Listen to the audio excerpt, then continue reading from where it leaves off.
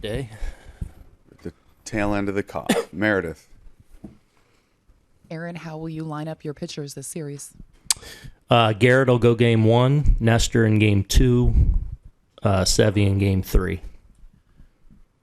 What made you decide to do it that way? What were the conversations like? You had mentioned there were going to be a lot of conversations about what direction you guys wanted to go for 1, 2, and 3. Yeah, I mean, this is one of the areas of our club that, I'm really excited about heading into the postseason. I feel like all three of those guys, and then some, if you want to throw J-Mo and Domingo into the mix, we can go match up with other teams' pitchers and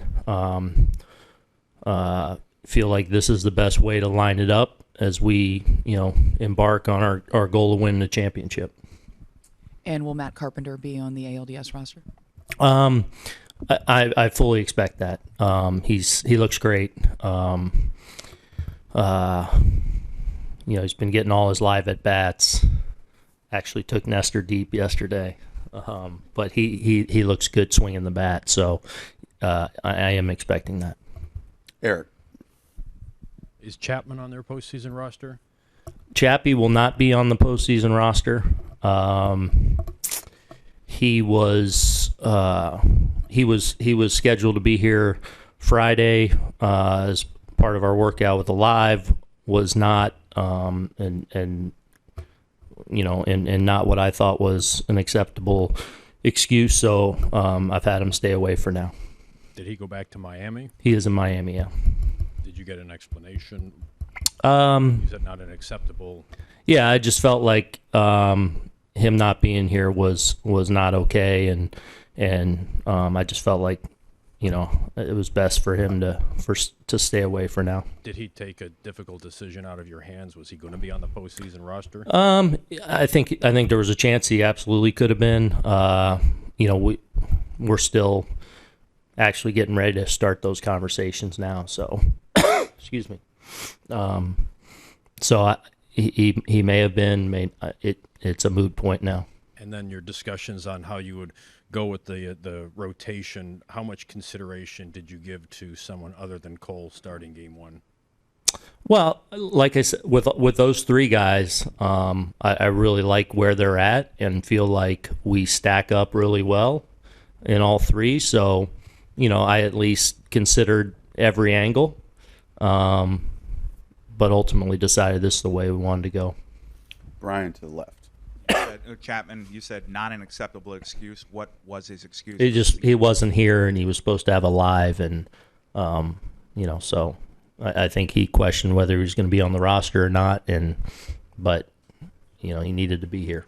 And then, are you ruling him out for the whole postseason or just this first round? I don't want to necessarily do that, but for this round, yes. Brendan to the left.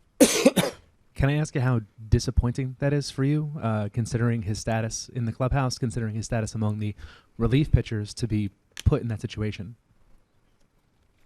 I was disappointed.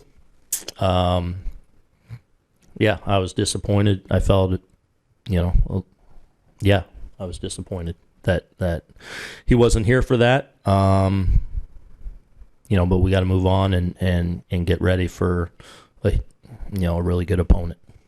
Dan to the right. Have you made a decision on LeMahieu? Have not. He'll have a light workout today, moving around. He'll probably get some live at-bats tomorrow. Have not made that decision yet. How about Hicks and Benintendi? Hicks is, what do you mean? He's going to be on the roster. Oh, we haven't had a roster meeting yet, so we'll probably have that. We're doing our advance later today, and we'll start to really dive in and on roster stuff. Andrew seems like a long shot for me for this round. He is getting close. He is starting to hit some live. He's getting better every day. So I don't want to totally rule it out, but I'm not necessarily expecting it. Wandy's okay? Wandy's good. Meredith.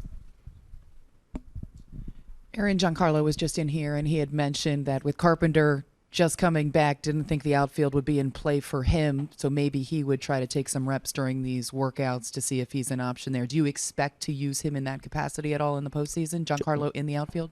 It is something he and I have talked about. So, as long as he's feeling good, like making sure he's getting his work out there. So I don't anticipate it necessarily early in this series, but I want it in there, so it's a potential option. So G and I are on board with that. Eric Hanahan and Chris. What is your read on the Guardians as a first-round opponent?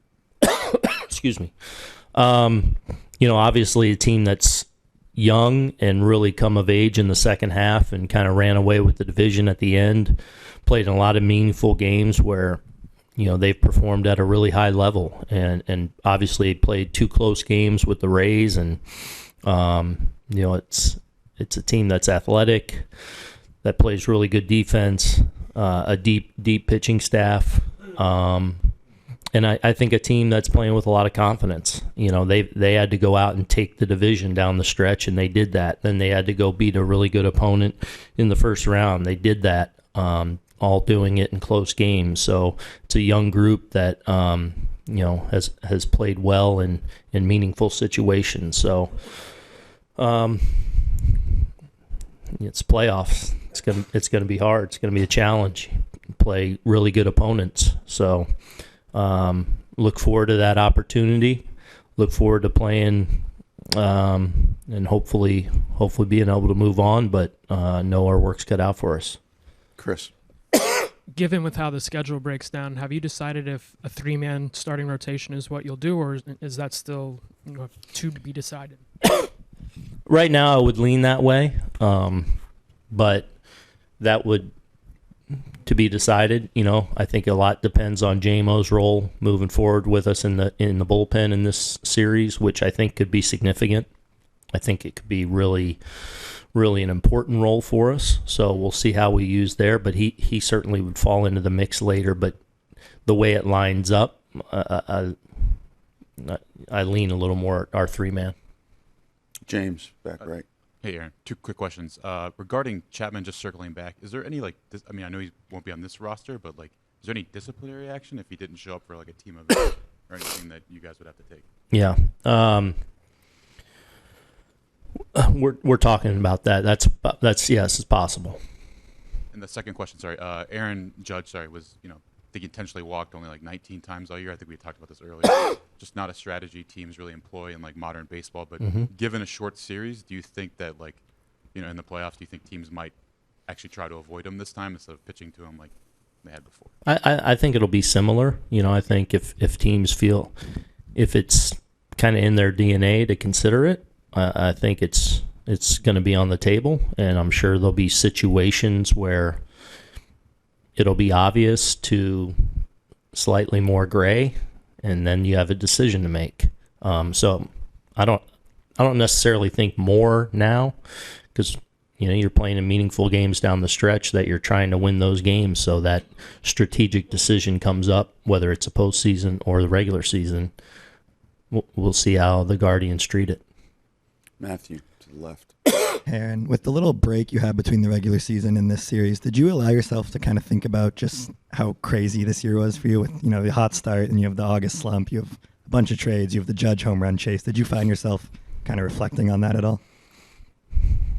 Not really. I mean, every season's always crazy,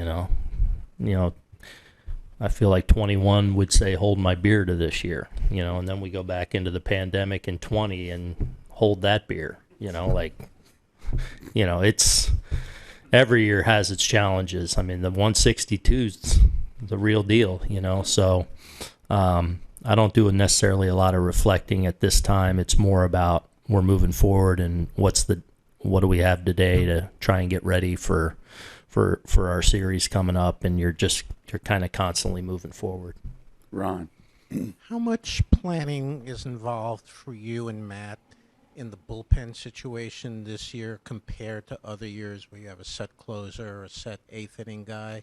Do you start game planning various scenarios a day or two ahead, the day of?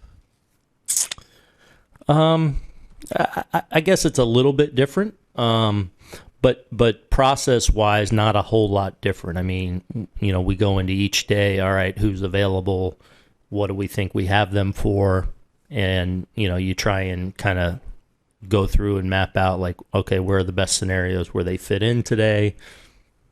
So it's different than in past years, maybe, but the process isn't any different about where we're trying to get guys in to be successful. Yeah, I was thinking more as, like, in the past, if you had a set closer, 9. Here you're thinking, okay, if top of the order comes up in the 7th, we would do A. If it comes up in the 8th, we would do B. I mean, yeah, but again, that's something we do every day anyway, based on their lineup, based on what they have on the bench. You're ultimately trying to get guys matched up as best you can, where they have the best chance to be successful. Sometimes you're not afforded that luxury based on usage, or you already used a guy, or you've had to use guys earlier. So, but again, process-wise, that's nothing much different there. Take a few more. Dan and Eric. Eric and Dan. With Tyone, do you know how you'd want to use him in the bullpen since he doesn't have experience doing that? It's I think start an inning. I think JMO could fit in everywhere from giving us meaningful innings in a certain game to a big spot in a high leverage spot late to closing a game. I really feel like, and I feel like he has the makeup to handle whatever we throw at him. We'll try and prepare him as best we can, but know he'll be ready for and embrace the challenge of all of it. But I could see JMO in every possible role down there. Is that similar to what Herman might be asked to do? Yeah, it could be. Excuse me. It could be, yeah. Eric. When we were talking to Clay, he said he was, quote, not exactly sure whether he'll be ready for game 1. What's your inclination on his availability? Yeah, we'll see. I think we're probably going to have him throw a live tomorrow. So we'll see if we want to have him available for game 1, game 2. But he is, the week's gone well, I would say. Do you see him on the roster then? I do. Ed, all the way in the back, right? Hi, Aaron. Are you at all surprised that you're playing Cleveland and not Tampa? No. I mean, I would have believed anything. I looked at all these series and feel like nothing would surprise me. It's been fun to watch the last couple days unfold and the drama of it and the excitement of it all. I hope baseball fans have really enjoyed these last couple of days. But if you would have told me in any of the 4 series this team is beating that team, wouldn't have surprised me at all. And as much as Cleveland swept them 2 games, the margin was so slim it could have been 2 the other way. So and that wouldn't have surprised me either. Take Chris. You have the last one.